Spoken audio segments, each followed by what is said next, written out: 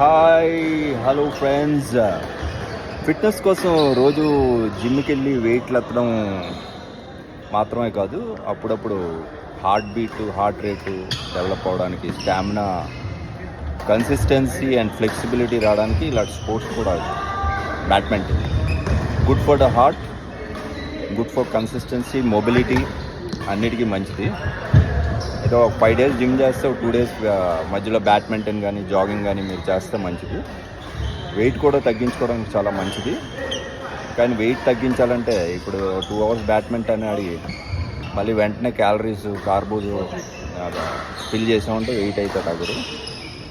అయితే కొద్దిగా aged people badminton ఆడేటప్పుడు కానీ ఇలాంటి కార్డియో చేసినప్పుడు జాగ్రత్త పడాలి. నార్మల్గా మన హార్ట్ బీట్ వచ్చేసి పెర్ఫార్మెన్స్ 220 బీట్స్ ఉండాలి. మైనస్ యువర్ ఏజ్, అంటే మీరు 40 ఏళ్ళు ఉన్నారంటే 180 కంటే ఎక్కువ బీట్స్ వెళ్ళకూడదు. ఎప్పుడు వాచ్ పెట్టుకోండి. స్పోర్ట్స్ వాచ్ పెట్టుకుంటే మీకు హార్ట్ బీట్ అన్నీ కనిపిస్తాయి.